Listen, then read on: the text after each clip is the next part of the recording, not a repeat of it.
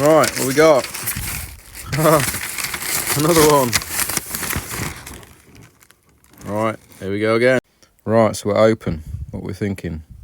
Well, that diode probably had it, by the fact it's melted the rivet in the middle of it, I think. Or is it? It might be the other way around. It might just have put in the other way. But yeah, bridge rectifier, I imagine. So we'll get the multimeter out and do some tests.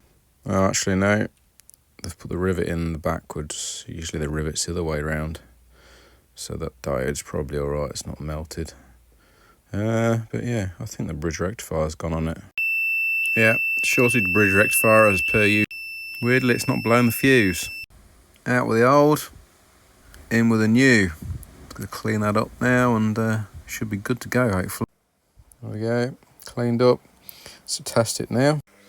There we go, all fixed. Just gonna put it back together now and should be good to go. Okay, new thermal compound on so we can put the heatsink on. Screwed into place. Just the control unit back on, screws in.